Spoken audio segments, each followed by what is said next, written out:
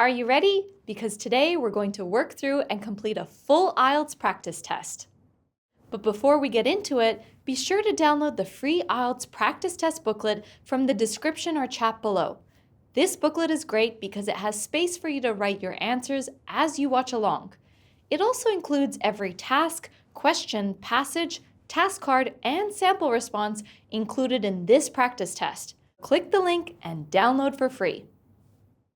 So in today's class, I'll give you some tips, then you'll have the chance to practice, and finally, I'll explain the answers to you for every task. Now let's get started with the reading section and let's jump straight into our first task, matching information. Here it is. The instructions for the task are at the top. They say, the text has 6 paragraphs A to F. Which paragraph contains the following information? Note what it says next. You may use any letter more than once. This means that more than one of the questions might match the same paragraph. On the right is a set of questions presented in a table with a button to click for the matching paragraph. The columns at the top of the box are labeled from A to F, matching the letter labeling of each paragraph. For these questions, you're being asked to match information from the questions to the paragraphs in the passage. Sometimes, not every paragraph will be needed in your answers, and some paragraphs might be covered more than once. Here are some tips for this question type. First, you need to read the question wording carefully. The questions will often include words that tell you what kind of information to look for. You should also think of synonyms for the key words in the questions. The wording in the questions will often be a paraphrase of the wording in the reading passage, so synonyms will help you to locate the corresponding information quickly. Next, you should scan each paragraph to find specific details or keywords that match the questions. Then read in detail to make sure the information matches. So, are you ready to have a go yourself? For this practice, you should allow around 90 seconds per question, so set a timer for 9 minutes and pause this video now to answer questions 1 to 6. Remember, you can download the free IELTS practice test booklet to work alongside the video and fill in your answers. It also includes the reading passages if you find it easier to read there. Click the link in the description or chat below to download. You now have 10 seconds to pause the video before we look at the answers. Ready?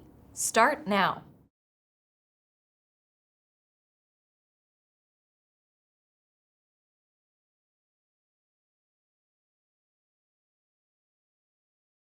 Okay, well done. You've just finished the matching information questions. Let's take a look at the answers. Question 1 asks to find an explanation of why workers are concerned about how quickly automation is changing work environments.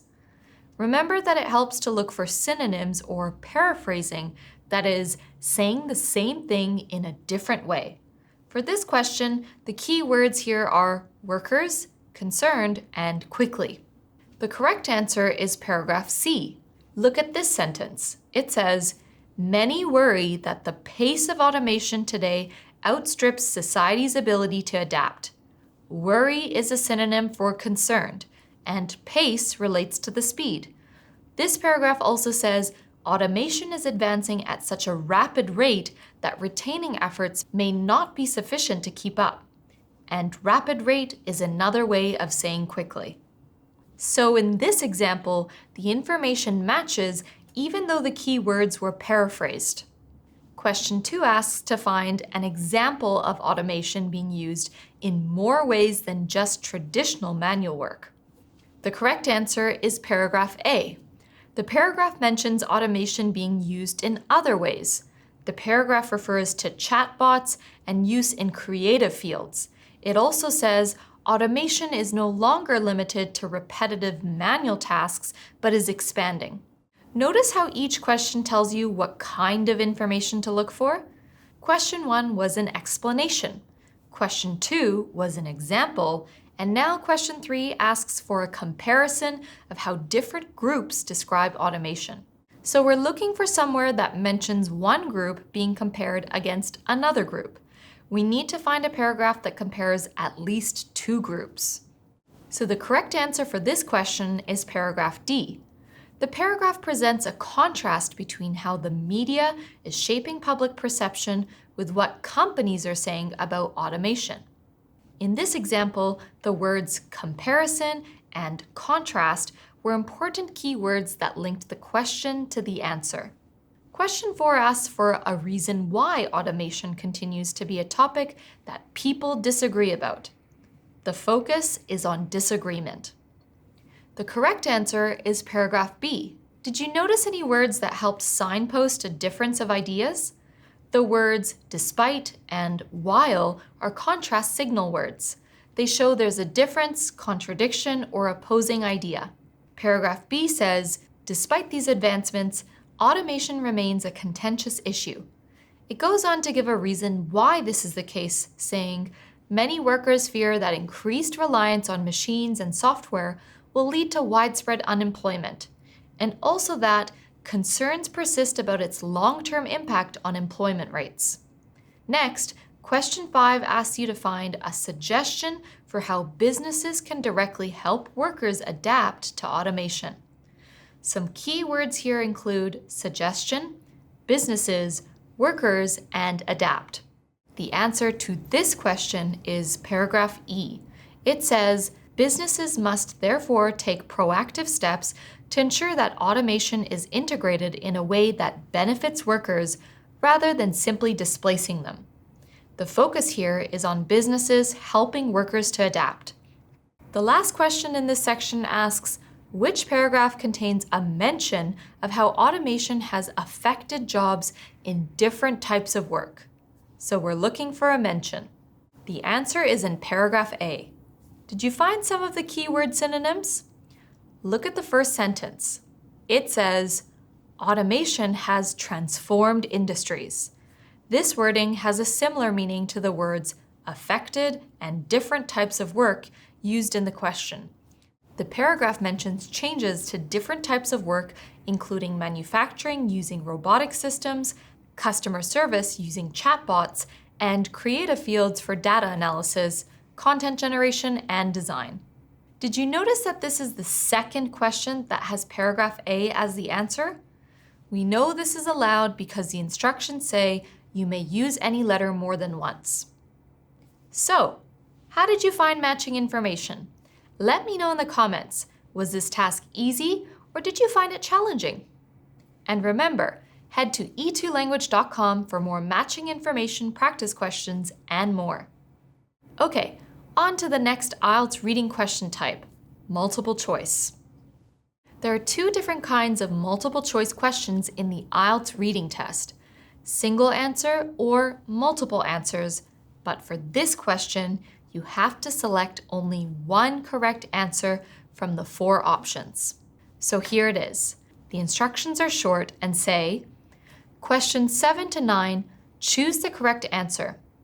In this example, we see question 7 is expanded and it has 4 answer options. Beside each option is a circle you can click to select your answer choice.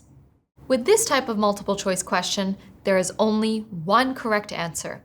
You need to scan for specific information and then read in detail to select the correct answer. Here are some tips to tackle this question type. First, quickly read the question and read the answer options so that you know what information to look for in the reading passage. Then, use keywords in the question and answer options to locate your answer. The answer options might all look correct because the test writers try to include distracting information. So watch out for some of the common types of distractors. The answers will be in order, meaning that if you found an answer in paragraph C in the first question, you know the next answers for the other questions must come from paragraph C or later paragraphs. Remember that you need to focus on meaning so that you know which answer option is correct. Also, as you work through the 4 options, you should try to eliminate the incorrect options to help you narrow down the correct answer. Now it's time for you to have a go. For this task, I recommend you set a timer for 4.5 minutes. And remember, you can download the reading passages and tasks as a PDF from the description or chat below. I'll now give you 10 seconds to pause the video before we look at the answers. Ready? Start now.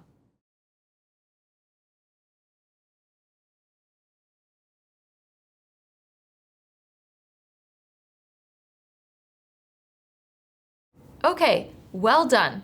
That's all the multiple choice questions finished. Let's take a look at the answers. Question 7 asks, what does the passage suggest about how the media influences opinions on automation? The 4 answer options are about possible ways that media influences opinions on automation. So a key word here is media, and paragraph D is about media. This is a good place to look for the correct answer. For this question, the first option is the correct answer. It says, it often focuses on job losses, which increases public concern. Did you find this information in paragraph D? It's here, where it says, news headlines frequently highlight the potential job losses. But let's look at why the other options are incorrect. The second option says, it mostly reports on the benefits of automation, making people support it. But this is not correct. The paragraph says that it's companies, not the media, that focus on benefits. The third option says the media provides only facts, letting people decide for themselves. But this is also incorrect because the passage describes a divide in narratives about how automation is presented. This shows the media is not just reporting the facts. And the final option is also incorrect because it says it does not talk about automation very often, whereas the passage mentions that news headlines frequently highlight potential job losses caused by automation. So even though it might look like a few of the options could be correct, there's only one correct answer. You can see that reading the question and the options carefully is very important. Question 8 asks, according to the passage, what is one way businesses can reduce workers' fears about automation? The key words here are businesses, reduce, and workers' fears. The answer options list 4 ways this might happen. This question focuses on businesses and workers, and that information appears in paragraph E. Let's go through the options to eliminate the incorrect ones and confirm the correct answer. So the first option says, businesses can help by delaying automation. However, the passage says nothing about delaying automation. It only mentions helping workers adjust by taking steps to ensure automation is integrated. So this option is not correct. The second option suggests businesses could reduce workers' fears by replacing human workers only when necessary, but this is not mentioned in the passage at all. So it's also incorrect. The third option says businesses can reduce workers' fears by helping employees learn new skills so they can work with machines. This is mentioned here where it talks about upskilling programs and also where it says that when businesses offer workers training programs, workers are more likely to accept automation. This is the correct answer. The final option says businesses can reduce workers' fears by giving extra pay to employees who lose their jobs. But this is not correct because the passage does not mention anything about extra pay. So for this question, you need to use your paraphrasing skills to recognize how ideas in the passage are expressed differently in the answer choices. That means you need to identify synonyms and reworded phrases while making sure the meaning stays the same. There's one more question in this section. Because we already know that questions appear in the order of where the answers come from in the passage, we know that the answer to question 9 must be found in either paragraph E or F. Question 9 asks, what is the passage's suggestion about the future of automation? The key words here are future and automation. The answer options list 4 possible future situations. The first option says, automation should be stopped before it causes too much harm. The passage talks about finding ways to manage automation properly. In paragraph E, it mentions steps to ensure automation is integrated, and paragraph F mentions finding ways to integrate it responsibly and says the challenge lies not in stopping automation, but in shaping its impact. So even though there is mention of being cautious, this option is incorrect because it talks about not stopping automation. The second option says automation will eventually replace all human jobs. This is an example of information that is almost correct. The passage does refer a lot to jobs being replaced, but there's no mention about replacing all jobs. Here, in paragraph F, the passage actually shows that not all jobs will be replaced by automation.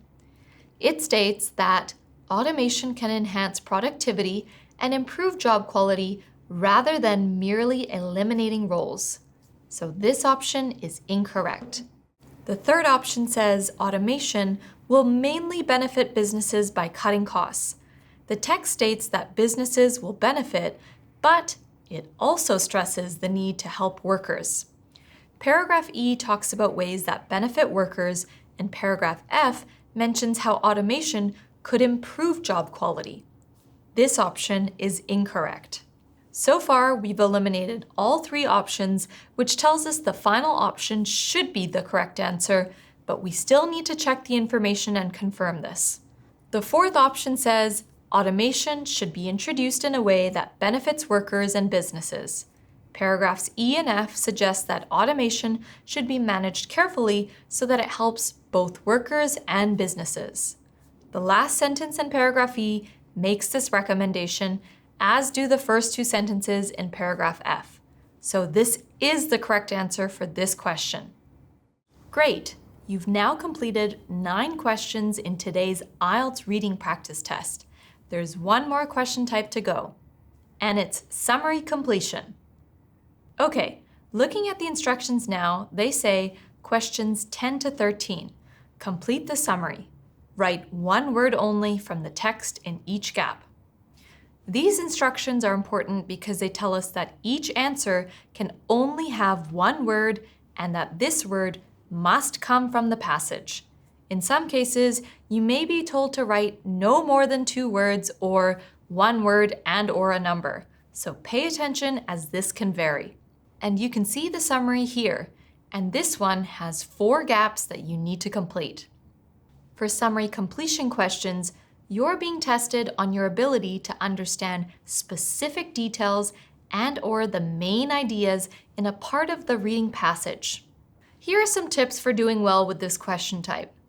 The first thing to do is read the instructions to find out how many words are allowed for each answer. Then, you should quickly skim the summary to get an idea of its general topic and overall meaning. Check the title as it can help you identify which part of the passage contains the answers. Also, make a note of any key words in the summary that might help you locate the information you need. As you skim the summary, try to think about or predict what word could go into the gap. You should also identify the word type that's needed in each gap. By this, I mean noun, adjective, verb, and so on. Often, but not always, the answers will be nouns. Okay, are you ready to try? I recommend you give yourself 7 minutes to answer these questions. All right, you have 10 seconds to pause the video and have a go at the task before we look at the answers. Ready? Start now.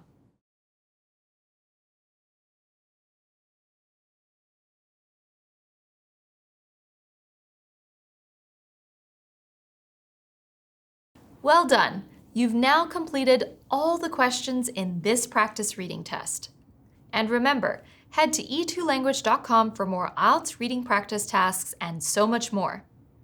Let's now go through all the answers for the summary completion task. So the summary is about the concerns employees have with automation. Did you find where this information comes in the passage? It's in paragraphs B and C. Look at the summary now. The title is Concerns about Automation, and the first gap appears in the first sentence, which reads, many employees worry that automation will cause higher rates of blank, especially in sectors where machines are replacing people. So this sentence is about work and concerns people have about losing their jobs. Look at this sentence in the passage in paragraph B. It says, many workers fear that increased reliance on machines and software will lead to widespread unemployment, particularly in industries where automation can fully replace human labor. The information is the same as what's in the summary. We need a word to come after rates of. The correct word from the passage is unemployment. Many employees worry that automation will cause higher rates of unemployment, especially in sectors where machines are replacing people. There were a couple of other possible answers from the passage that look like they might work in terms of the meaning here. One was in paragraph D, which is job losses, and the other in paragraph E, which is reduction in workforce. But neither of these fit this question because only one word is allowed.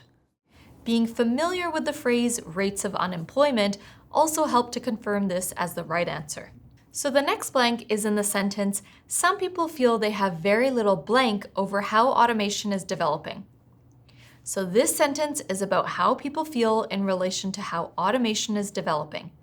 And remember, this summary is titled Concerns about Automation.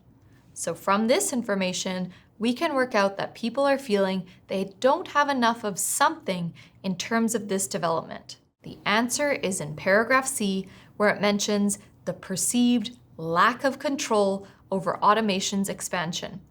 Some people feel they have very little control over how automation is developing, particularly as businesses continue to adopt new technologies.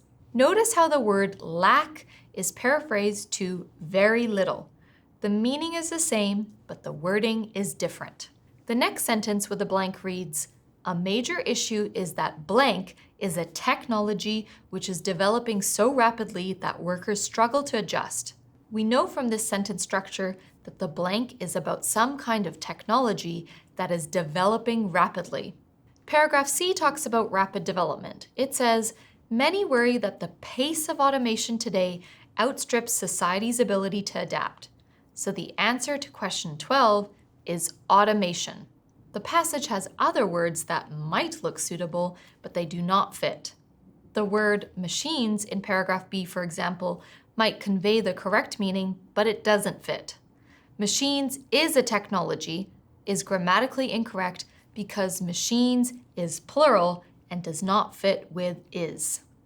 So checking not just meaning, but also whether your answer choice works grammatically is really important. Finally, the next sentence reads, unlike in the past, employees today often lack sufficient time to learn the additional blank they need before their jobs disappear. So this blank is about employees needing to learn something more. Did you find the answer? Here in paragraph C, the passage states, unlike previous industrial revolutions, where displaced workers had time to acquire new skills, automation is advancing at such a rapid rate that retraining efforts may not be sufficient to keep up. The correct answer here is skills. Employees today often lack sufficient time to learn the additional skills they need before their jobs disappear. The words learn and skills naturally fit together, so these words collocate correctly. The words retraining efforts might seem like it could fit in the summary sentence, but remember that only one word can be used for the answer.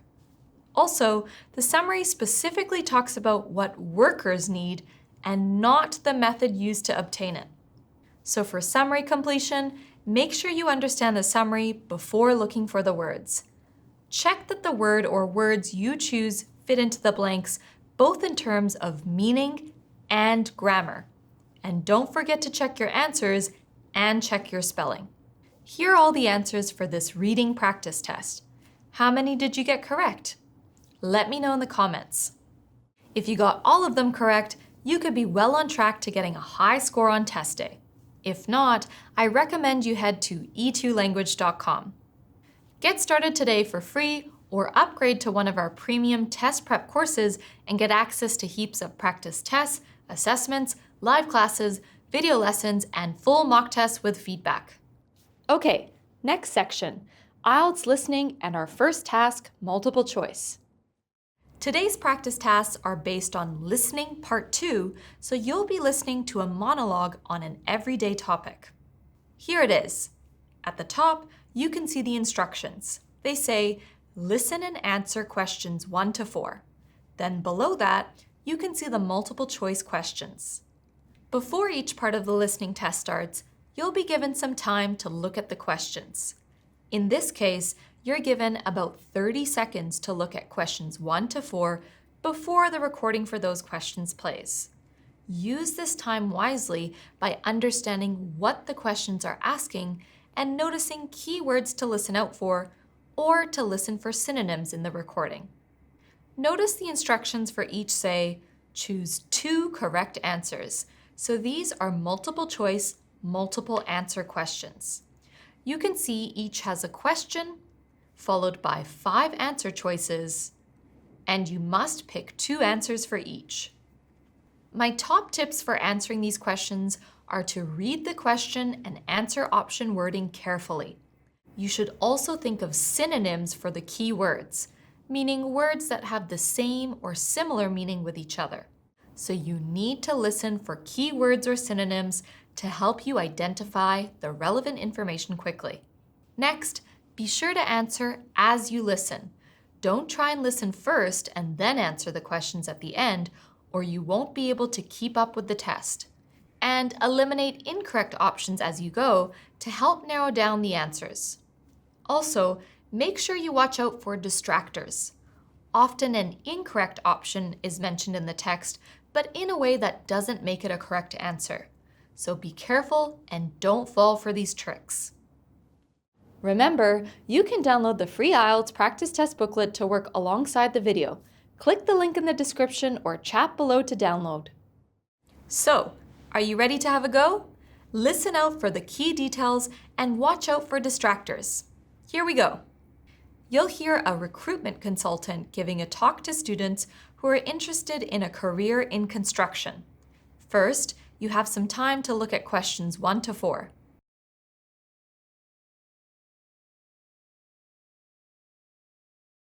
Now listen carefully and answer questions 1 to 4.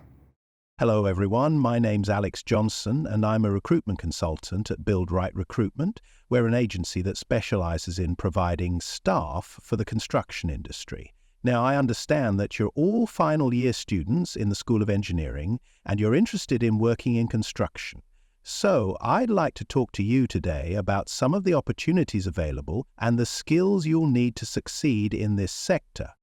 Construction is a diverse field, which involves the building of many different types of premises. Of course, the main 2 types of premises are residential properties and commercial properties. At the moment, we're seeing increasing demand for properties that are built using energy-efficient materials and green technologies to keep up with the tightening regulations. Supply depots and storage facilities are another type of construction that you could be involved in, depending on your job. Also, governments worldwide are investing heavily in updating and expanding infrastructure, leading to a surge in projects related to roads, bridges, and bus and rail networks.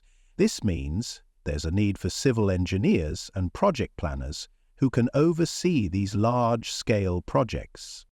When it comes to working in the construction industry, having a formal education in construction fields such as engineering or project management can be beneficial. A university qualification may open doors to specific roles, but many professionals in the industry have built successful careers through hands-on experience and apprenticeships instead. Being able to set project budgets, oversee payments, and ensure financial resources are used efficiently can be important, although it's more relevant for managerial roles rather than a necessity for every position. Something that companies consistently look for is familiarity with industry-specific tools and methods. Knowing how to operate advanced machinery, interpret architectural drawings, and use modern planning software is something that makes job applicants stand out. Those who can confidently apply these tend to be highly sought after in the field. Also, being able to collaborate with others is key. Whether it's explaining project requirements to a team, discussing timelines with suppliers, or resolving issues on site, being able to do this effectively with different groups is crucial to keep projects running smoothly. Okay, that's the first half of the practice test done. How did you go? Let's go over the answers to find out. The first question is, according to Alex, which 2 areas of the construction industry are experiencing significant growth? Alex says, we're seeing increasing demand for properties that are built using energy-efficient materials and green technologies. So this confirms the second option, environmentally friendly building. He also says, governments worldwide are investing heavily in updating and expanding infrastructure, leading to a surge in projects related to roads, bridges, and bus and rail networks. So the other correct answer is transportation works. You may have heard Alex say the main two types of premises are residential properties and commercial properties. While this may seem to suggest the first and third options, it doesn't say that these areas are undergoing growth, so they're just distractors.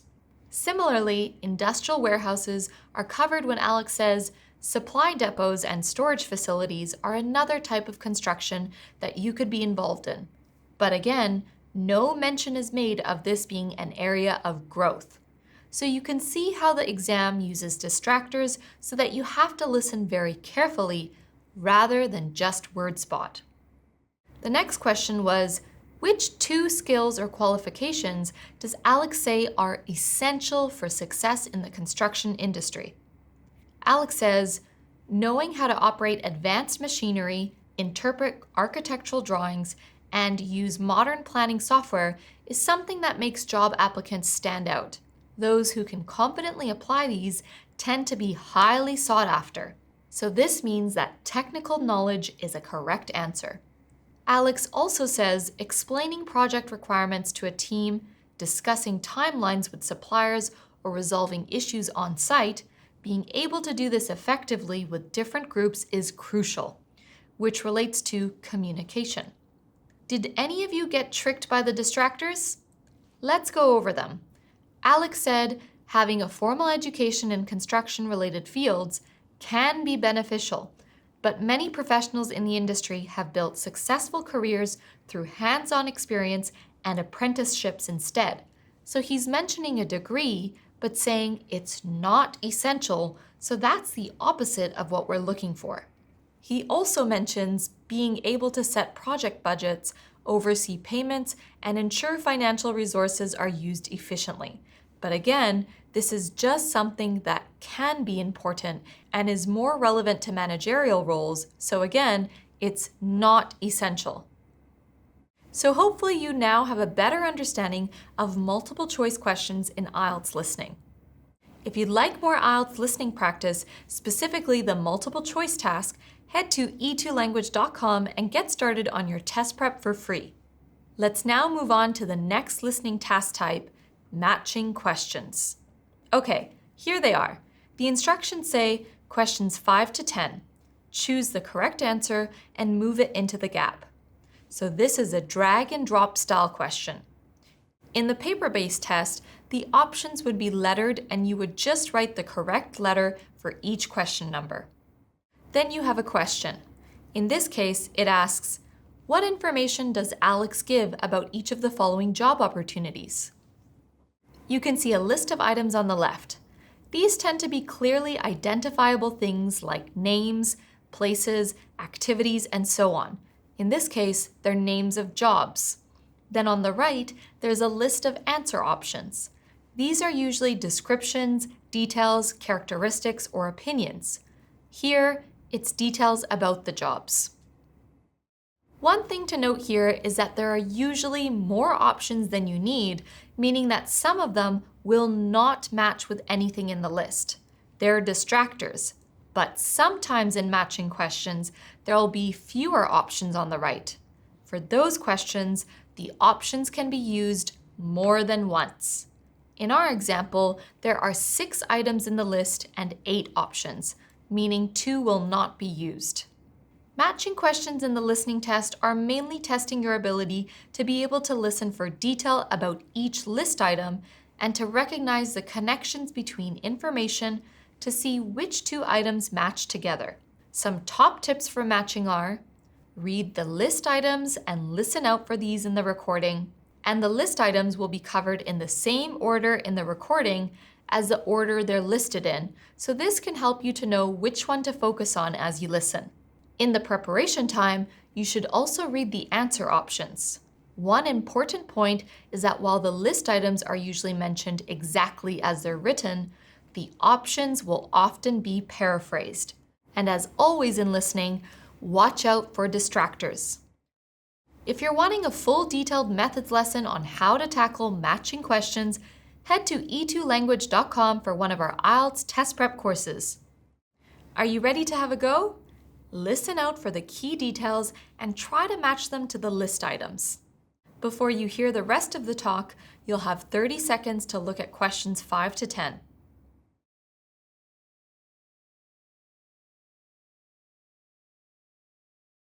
Now listen and answer questions 5 to 10. Now, let's take a look at some of the roles that we currently have available in the construction industry. First up, we have a site manager position. This is a permanent position that involves overseeing daily operations and ensuring the project stays on schedule. This is for a large global organization, so it requires travel to international project sites. The salary for this role is very high given the seniority of the position and the nature of the work. We also have an open position for a building laborer. This is an entry-level position ideal for those wanting a first job in this industry. No formal qualifications are needed, but applicants must provide details of previous employers who can vouch for their reliability and work ethic. For those with a background in workplace safety, there's an opening for a safety manager. The project isn't too big or complex, so this role is for 3 days a week and involves implementing and enforcing safety measures on the construction site and some training of team members. There's also a role available for a carpenter. This is a temporary role with a fixed end date. Since this job is based in a remote location, employees are based on-site in dorms provided by the company. A Certificate 3 in carpentry is required for this role. Moving on, we have a vacancy for a heavy machinery operator. This is on a project that uses very specific, unique equipment, so training is provided to expand your knowledge of different types of equipment. You need to have strong mechanical knowledge and at least 2 years of prior experience in a similar position. Finally, we have a listing for a purchasing coordinator. This role involves working closely with suppliers to ensure materials arrive on time. We know this company well and the workers are lively and sociable, so there's a really positive workplace culture. A degree in business administration, finance, or a related field is required. Okay, great. You've completed the second half of the listening practice test. Let's go over the answers to find out how well you did. The first item in the list is site manager. Alex says it requires travel to international project sites, so we know requires overseas travel is a correct match. You may have heard Alex say this is a permanent position, and though you can see the word permanent in this option, it says chance for the role to become permanent. So that's not a true match. It's not saying the same thing. The next item is building laborer. For this one, Alex says applicants must provide details of previous employers who can vouch for their reliability and work ethic. This is describing a job reference, so it matches with references required. The next item is safety manager.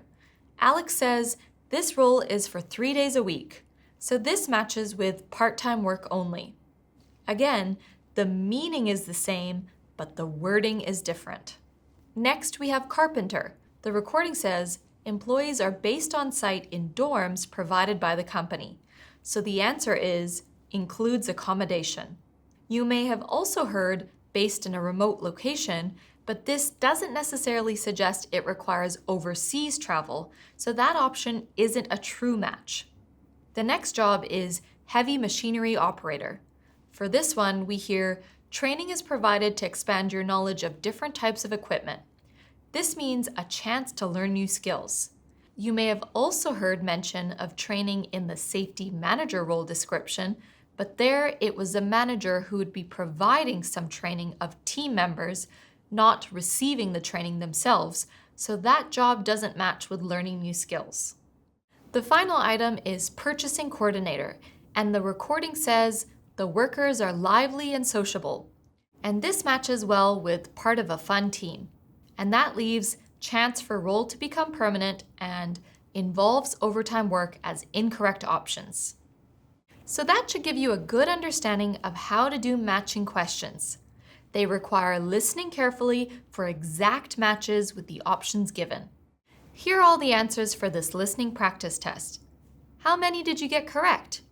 If you got all of them correct, you could be well on track to getting a high score on test day. That's it for today's IELTS listening practice test. Let me know in the comments how well you did. For full IELTS practice tests, mock tests, live classes, and even one-on-one tutorials, visit e2language.com for a full range of premium IELTS test preparation courses. All right, now we're up to IELTS speaking, starting with Part 1. In Part 1, the examiner will begin by introducing themselves, then asking you to state your name and show your identification. Then they'll ask you 3 sets of questions about familiar topics. The first set usually asks you general questions about yourself, such as your work or study, your home, or the place where you live. The second and third sets are personal questions about familiar topics, like the food you like, your hobbies, people you spend time with, and so on. You'll get up to 12 questions in this part, and it's important to know how to answer them well in the time given. But don't worry, today you'll only get 4 Part 1 questions. Here are my tips for Part 1. First, give extended answers. As a general rule, I'd say try to talk for around 20 seconds for each answer. That's the equivalent of about 2 to 3 written sentences. Try to add more information to your response, such as giving an example or a reason to explain your answer.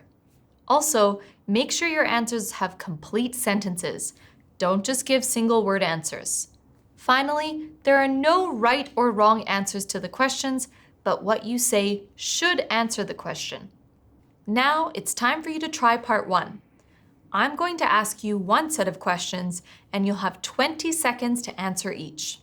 And to get the most out of today's practice test, I recommend you record your answers so you can go back and check how you went.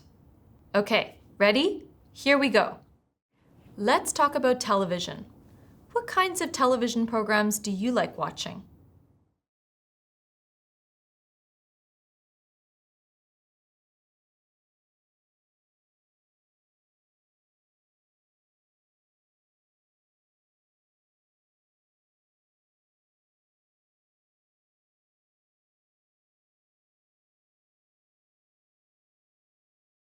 Did you like the same kinds of TV programs when you were young?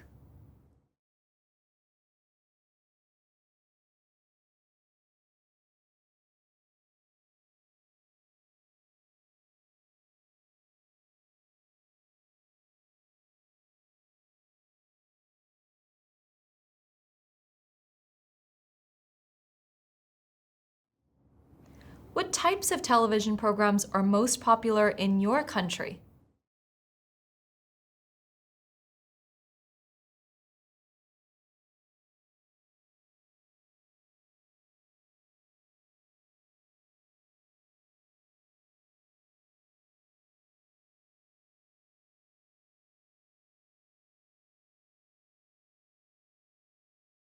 Is there anything you don't like about watching TV?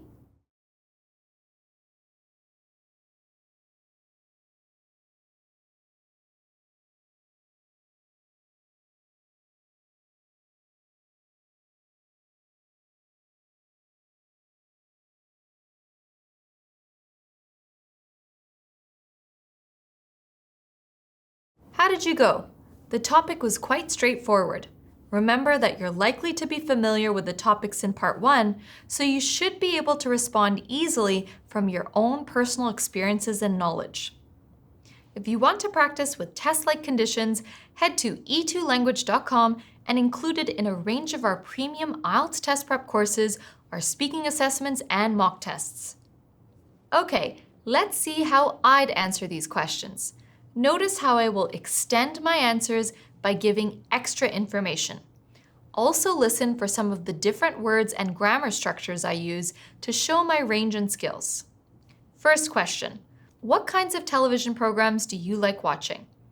I'm really into documentaries, especially ones about history or true crime. I love getting drawn into real-life stories, and I suppose they're a great way to learn something without feeling like you're studying. That said, Sometimes I just want to switch off, so I'll watch a good comedy or a lighthearted series. Second question. Did you like the same kinds of TV programs when you were young? Not really. As a kid, I was all about cartoons and adventure shows, programs that were fun and fast-paced. I wasn't into anything too serious, but as I got older, my tastes changed. I started enjoying more thought-provoking stuff like dramas and documentaries. I guess it just comes with growing up. Third question. What types of television programs are most popular in your country? Well, reality TV shows seem to be extremely popular.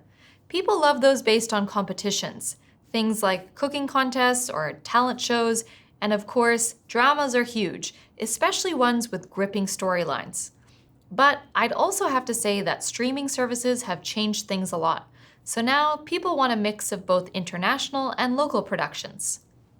Fourth question, is there anything you don't like about watching TV? Yeah, definitely. I think the biggest downside is how addictive it can be. It's so easy to say, just one more episode, and suddenly you've wasted hours. Also, some shows feel a bit repetitive, like they have the same plot lines just recycled. And of course, the ads can be really interruptive and annoying. Please let me know in the comments what you thought of these Part 1 questions. Now let's move on to speaking Part 2. In Part 2, you're given a topic and asked to talk about it for between 1 and 2 minutes. You have some time to prepare before you start speaking. For this part, the examiner gives you a task card which tells you the topic and has suggested points you should talk about in relation to the topic.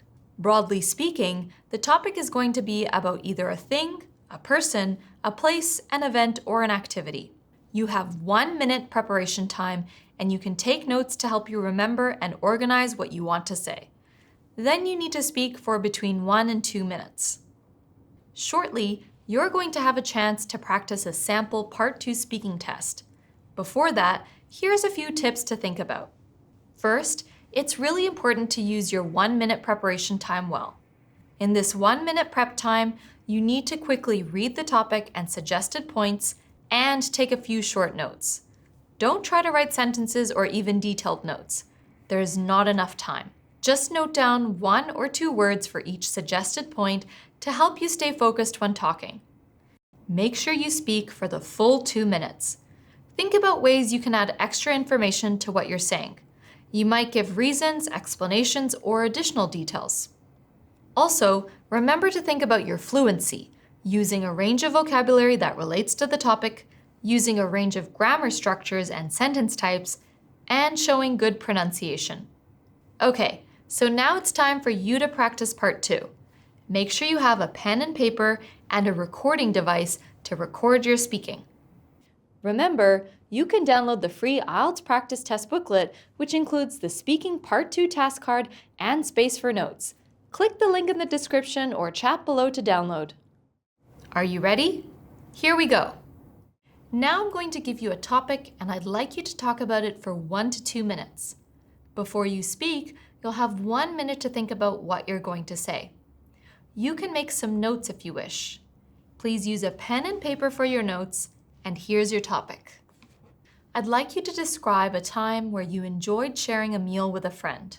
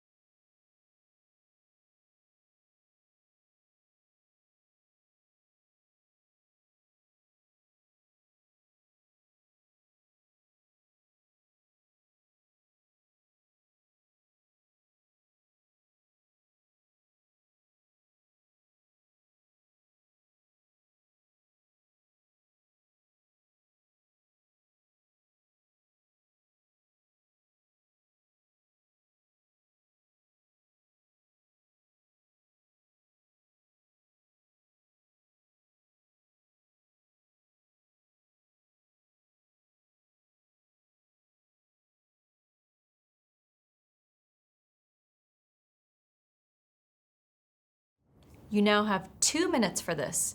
Can you start speaking now, please?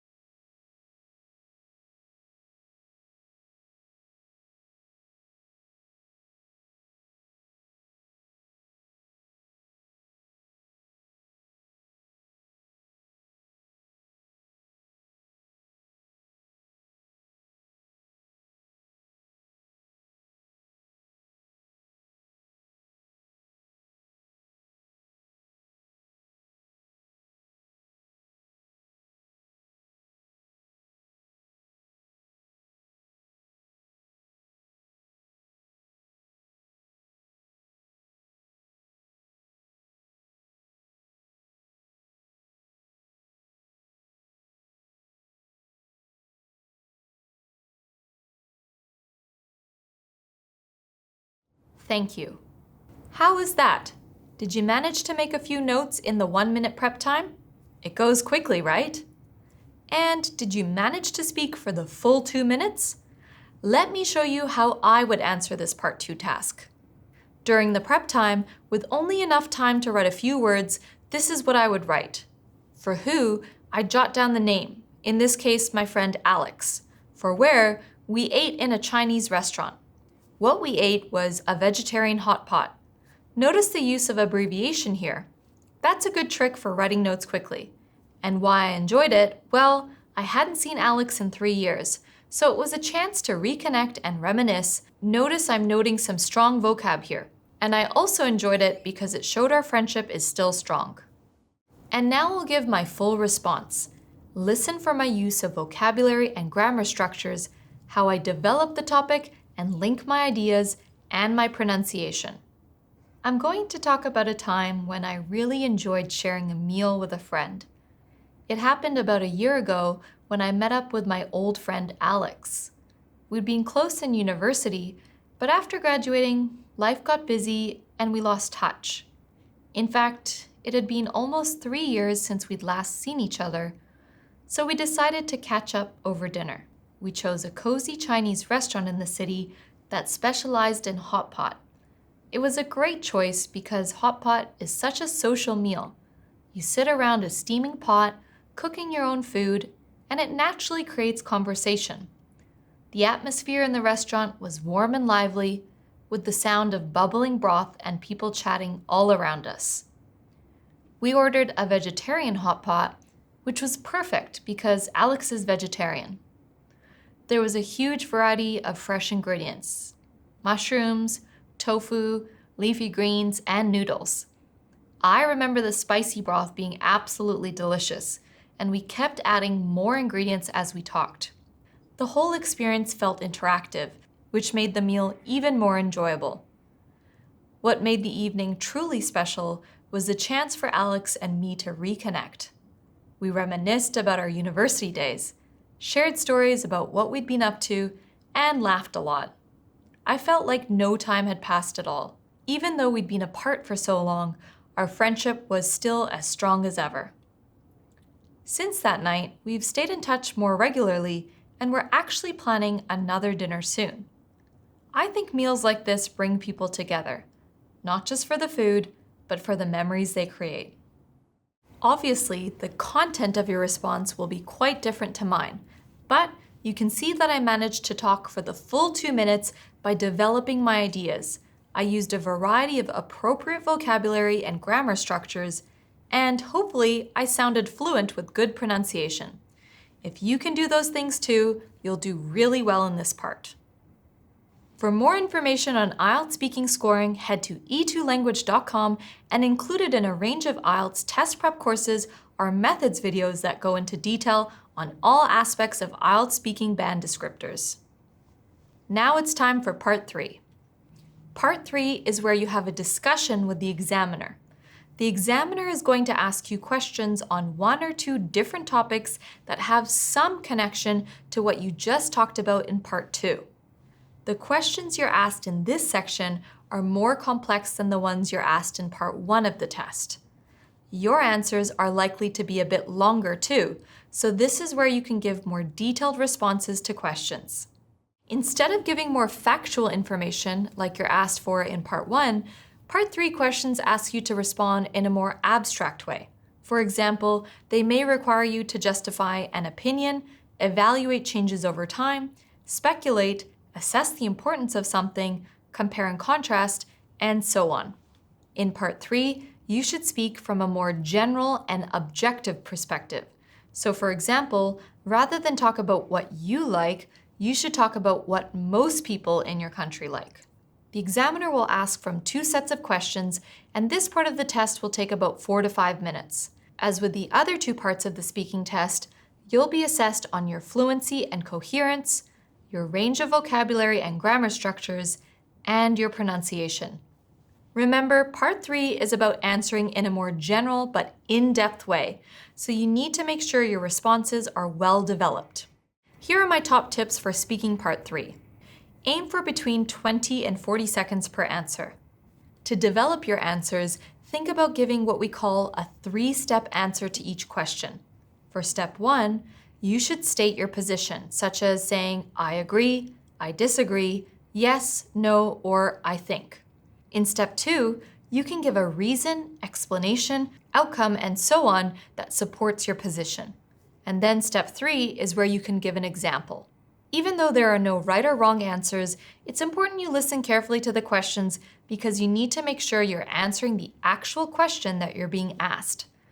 And don't forget, your answers should be general and objective, so avoid giving personal answers and information. Okay, so now it's time for you to practice this part. I'm going to ask you one set of Part 3 questions, and you'll have time to answer. Remember to record your answers so you can go back and check how you went. Okay, are you ready? Here we go. We've been talking about a meal you enjoyed, and I'd like to ask you 1 or 2 more general questions related to this. Let's consider, first of all, changes in eating habits. How have eating habits changed over the past few decades?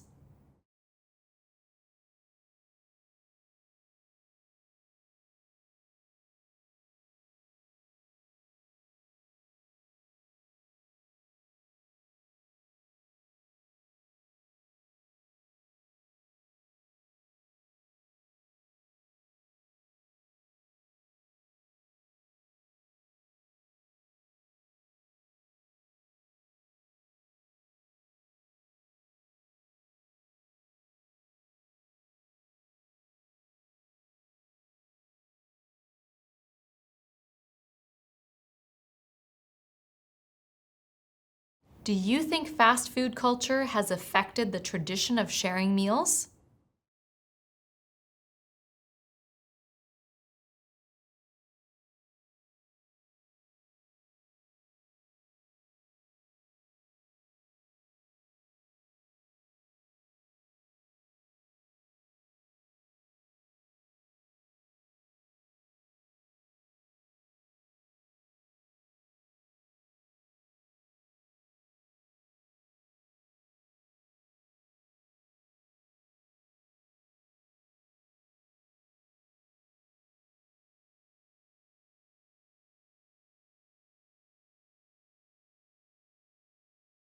In what ways do people's eating habits differ between younger and older generations?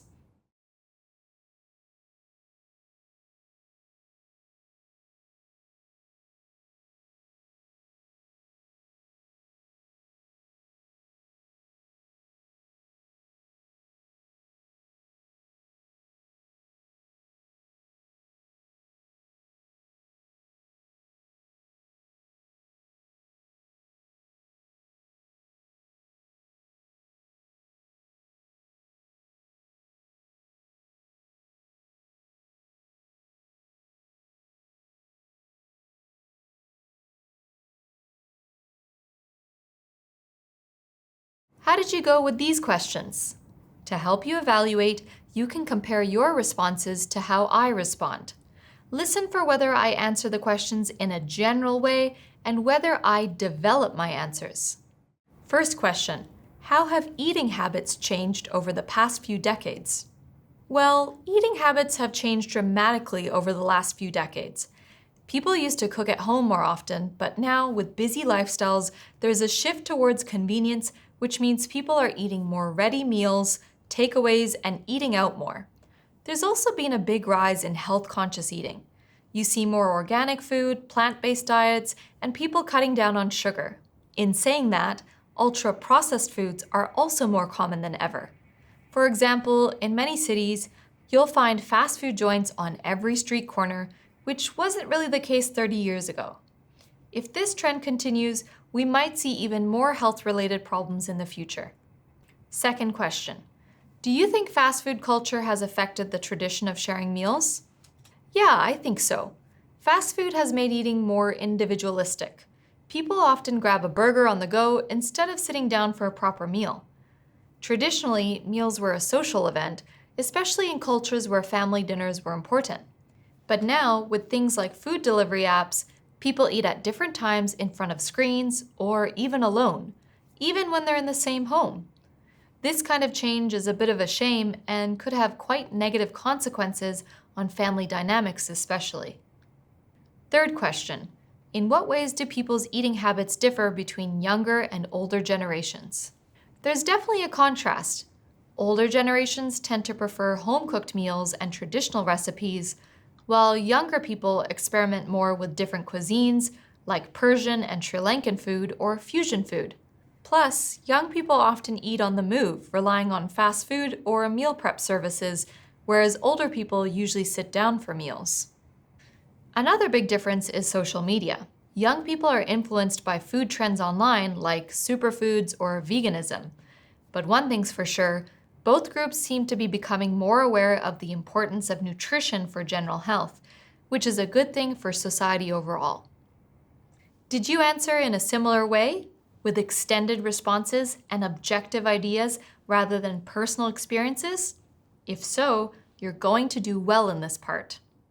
If you'd like more practice with IELTS speaking, head to e2language.com where you can find lots of practice materials as well as mock tests, assessments, and one-on-one tutorials. Now we are up to the final section, IELTS writing, and we'll be tackling Task 2. On the left, you can see the main instructions at the top. They say you should spend about 40 minutes on this part. Write at least 250 words. Then you have the essay prompt below that. The prompt will tell you what topic to write about and requires you to present an argument, express an opinion, or discuss the topic from multiple perspectives.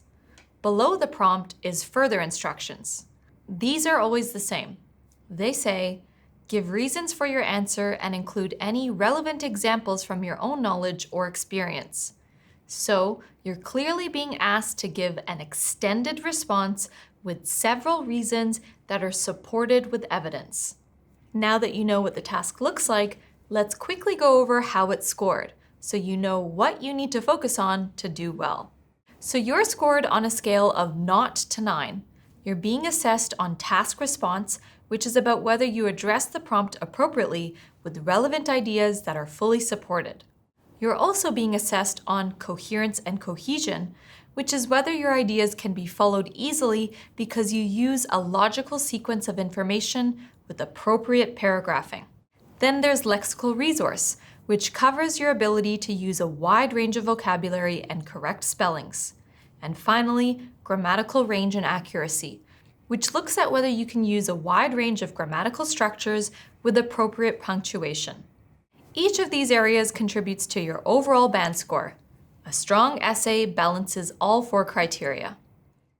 Remember, you can download the free IELTS practice test booklet to work alongside the video. Included is a space for you to write your essay. Okay, here's the task again. This is what you'll be working on today. Let's get started by reading the prompt carefully. It says, the most important aim of technology should be to enhance human creativity. To what extent do you agree or disagree with this statement? This is quite a typical Task 2 question. You need to take a clear stance, either agree, disagree, or take a balanced approach. And you need to support your position with reasons, examples, and explanations. Here are my tips for doing well in IELTS writing. First of all, plan your work before writing. Decide on your stance and your main arguments. That will help you to structure your essay well using appropriate paragraphs. You should have a paragraph for the introduction, which introduces the topic and your stance, then a paragraph for each main reason to support your stance, then a conclusion. You should use clear topic sentences for your body paragraphs that clearly let the reader know what the paragraph is about. And you should provide explanations and specific examples to support your reasons. Make sure you avoid repetition in your writing, and be sure to leave a moment at the end to check over your grammar and spelling to make sure everything is accurate. Ready to have a go? Remember, on test day, it takes about 40 minutes to complete this task. I'm now going to give you 10 seconds to pause the video before we look at a sample response. Ready? Start now.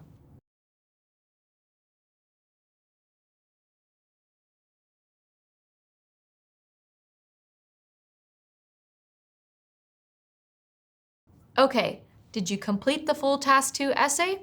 If you did, well done. And how did you go?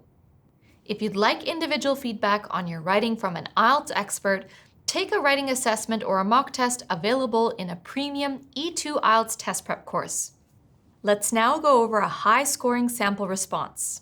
We'll look at it in more detail shortly, but for now, notice that there are 4 clear paragraphs: an introduction, 2 body paragraphs, and a conclusion.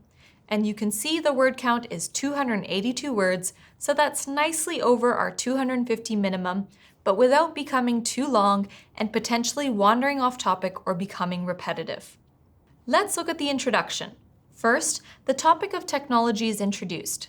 Technology has transformed nearly every aspect of modern life, from healthcare to communication. Then the stance is clearly stated.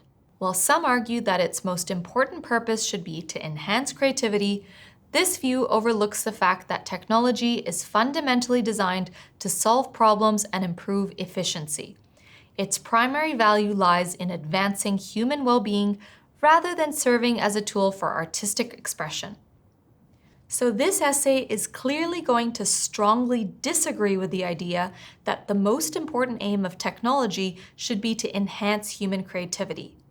You may have chosen to agree with this idea, and that's okay too. As long as you can think of some compelling reasons and examples to support your stance, it doesn't matter which side you take. Next, there's the first body paragraph. It starts with a clear topic sentence. One of technology's most critical functions is addressing real-world challenges. So we know exactly what the first reason for the stance is and what this paragraph will be about. Then the idea is extended to make a well-developed argument. It gives examples of how technology solves problems in healthcare and in engineering. And it explains how these advancements tie in with the main argument against the idea that the most important aim of technology should be to enhance human creativity. Notice how wording from the prompt, such as the most important aim, is paraphrased here as most critical functions and chief purpose. This demonstrates a range of vocabulary. We also see terms like real-world challenges, breakthroughs, revolutionized, unparalleled precision, advancements as an alternative way of saying breakthroughs, and artistic creativity. So there's a really nice range of vocab here. Then comes the next body paragraph. Does this one have a clear topic sentence? Yes, it does. It transitions nicely from the previous paragraph by saying, beyond problem solving, and then it gives the second reason for the stance. Technology plays a vital role in enhancing efficiency and productivity. Again, this is supported with examples of technology improving efficiency in areas such as manufacturing, logistics, and everyday life. Again, the paragraph ends by tying this into the main stance. And let's take a look at some of the grammatical structures here. We can see complex sentences with multiple clauses. There are present participle phrases like benefiting society as a whole and reducing human labor. There are relative clauses like ensuring goods reach consumers faster and more reliably, and parallel structures like reducing human labor input while increasing output, so you can see there's a wide range of grammatical structures here to demonstrate a strong command of the English language. And finally, there's the conclusion. It starts very clearly with "in conclusion." Then it restates the stance and the 2 main reasons.